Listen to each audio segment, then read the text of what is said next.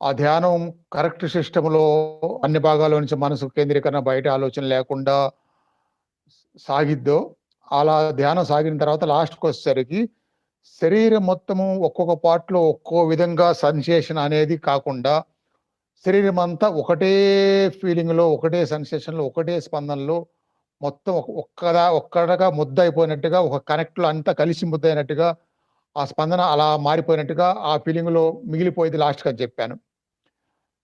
ఇంకా మీరు ప్రత్యక్షంగా డైరెక్ట్ గురువు ముందుగా కొన్ని సంవత్సరాల నుంచి చేస్తున్నారు గాబట్టి, అన్ని పార్ట్స్ కంప్లీట్ చేయకుండానే అన్ని పార్ట్స్‌లో కంప్లీట్ చేసేసరికి ఎలాంటి ఫీలింగ్ మిగిలిపోయిద్దో అది మీకు ముందుగానే వచ్చేసింది. అంటే 2 కాళ్ళు అయ్యేసరికి మిగతా బాడీ మొత్తంలో ఏమి రావాలో అది ముందుగానే వచ్చేసింది. వచ్చేసి మొత్తం ఒకటే స్పందనతో చిన్న బరువుతో మొత్తం ఒక ఏకశిల